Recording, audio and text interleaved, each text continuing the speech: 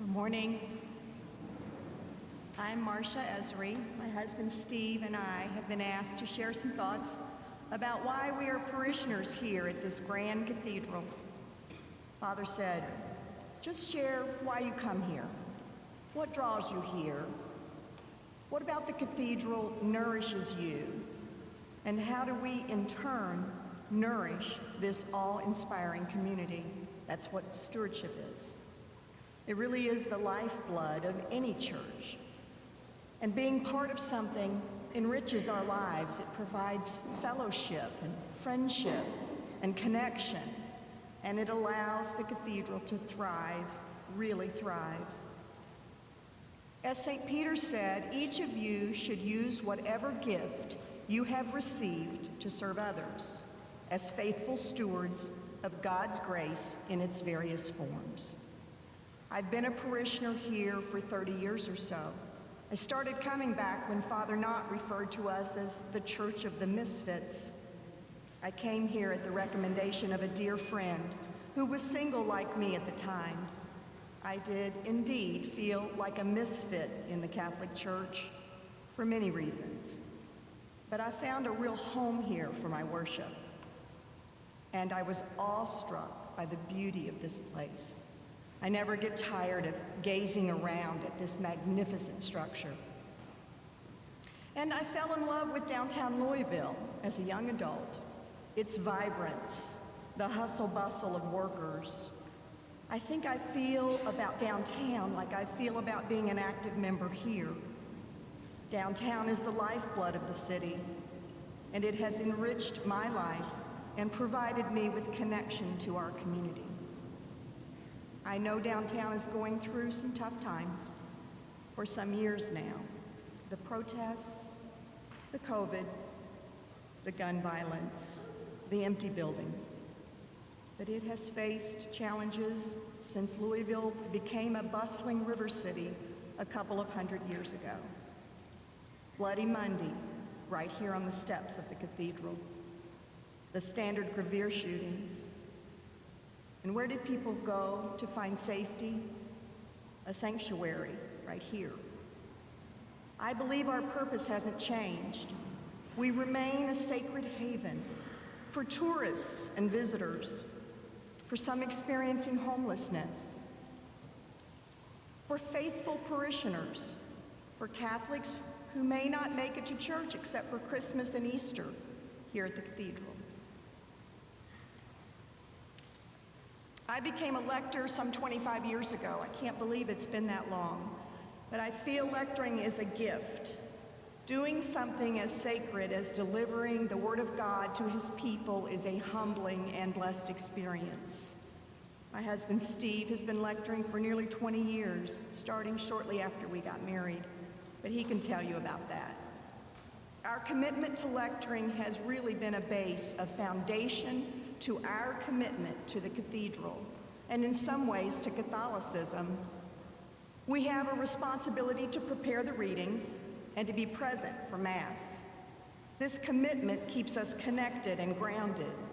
That little extra incentive when life steers us away from our obligations as Catholics. And that's what all of the stewardship opportunities can provide for you.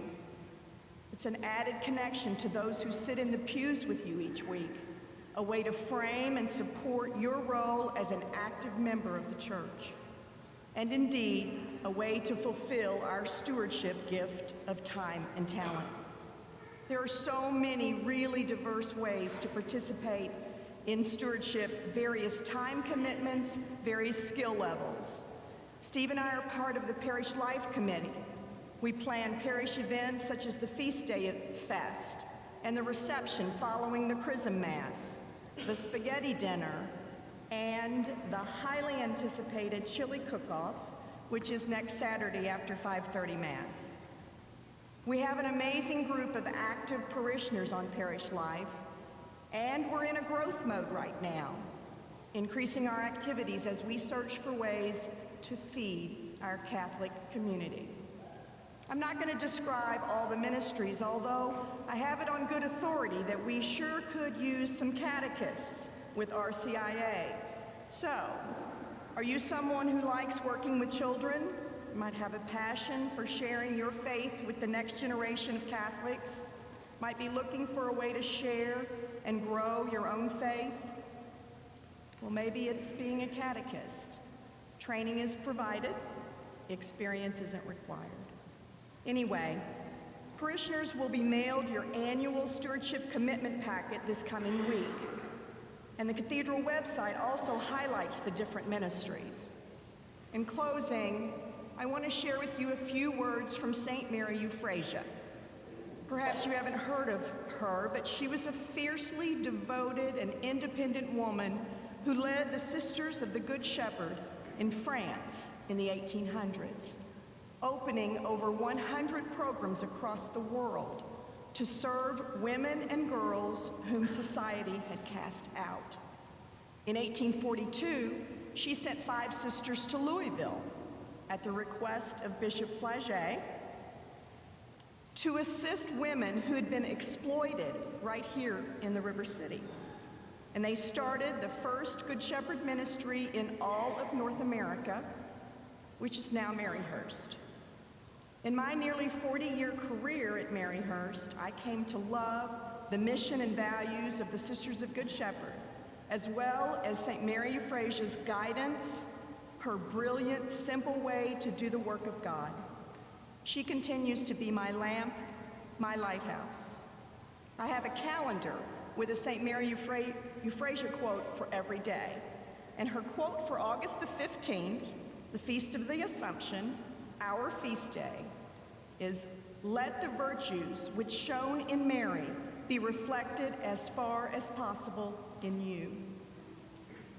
St. Mary Euphrasia demanded a lot from her sisters, setting very lofty goals of prayer and protection, never backing down from a challenge. She stood 4'11", but was a force to be reckoned with. Reflecting on my task today, I was struck by 2 other quotes from her. "Labor generously and unceasingly according to your calling," and "Our work is God's work, and God will protect it." Thank you. Your turn, Steve.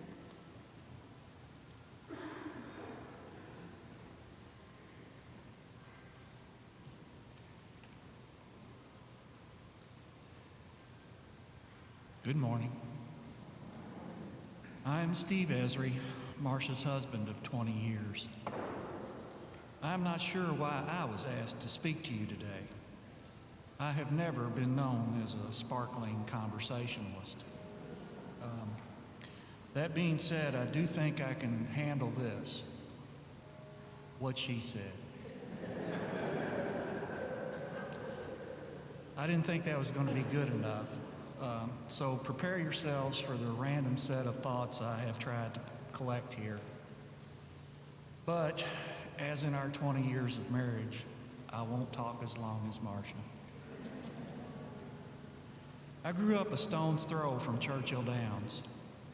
I went to grade school at Most Blessed Sacrament, and then on to DeSales High School. Class of 1975. For those of you trying to do the math, I'm 66 years old. Catholic since birth. Been a member of a few parishes along the way to becoming a member here at the Cathedral of the Assumption. Most Blessed Sacrament, Holy Name, St. John the Apostle in Brandenburg. I've had the opportunity to speak a few times before in those parishes, but this is my first time here at the Cathedral. Each time I've been asked to speak, I've had to wonder, what do I have to offer that is worth being asked to stand up here and share? I'm certainly not a model Catholic. In fact, I am divorced and remarried. Being a seasoned Catholic, that opens up a big rabbit hole that you can go down deep into if you choose to do so. And at times, I do go down there and mingle with Alice and the Mad Hatter. Particularly on those Sundays when the readings at Mass hit hard on the point that you may not want to be in my shoes. I am certainly not a model Catholic. I can say with confidence as I stand here and speak to you now, no one here could wear that well.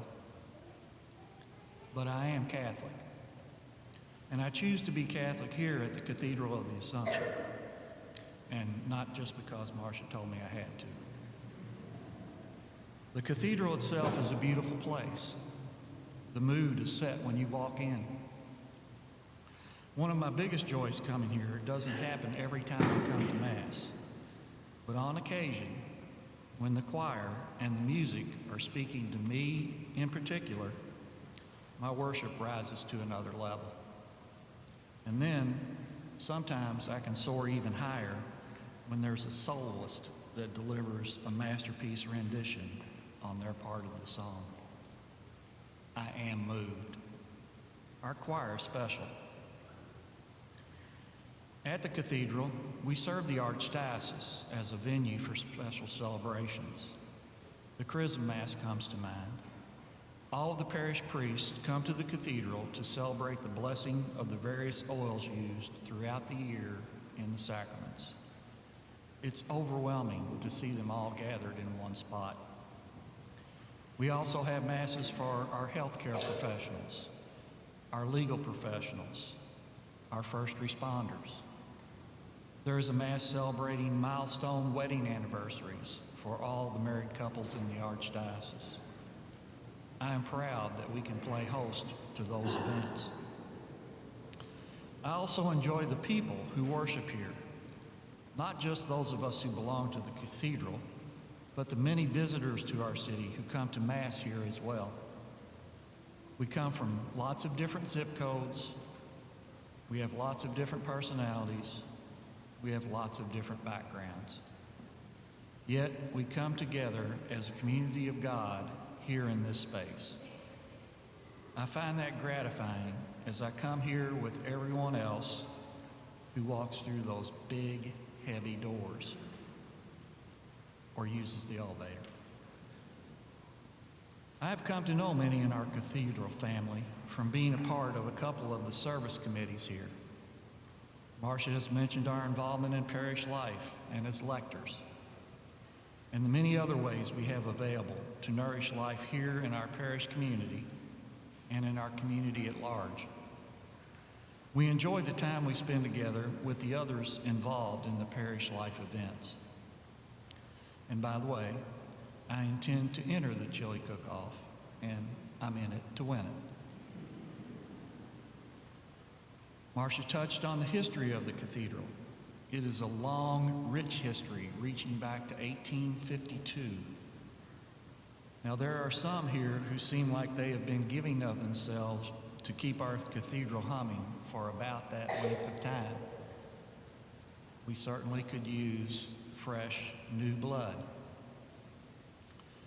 Over that time, though, there have been many who have stepped up to give their time and talent to serve however they could, helping in big ways or helping in small ways. And the need for any and all help is omnipresent. Financial help is always going to be front and center. We have to know that. I will not dwell on it except to say this. I work for Norton Healthcare. Serving our patient population is our mission. There is a truth we acknowledge as we do that work. No margin, no mission. Stewardship, giving of our time, giving of our talent, giving of our treasure. No one individual would be expected to immerse themselves in all things stewardship here at the cathedral. I know I can't. Our time and money have to cover a lot of ground, and no one has a universal skill set.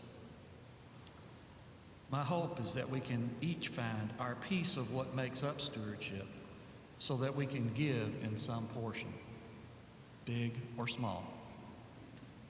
Looking forward to the things we can do as we build momentum and continue on our faith journey here at the Cathedral of the Assumption.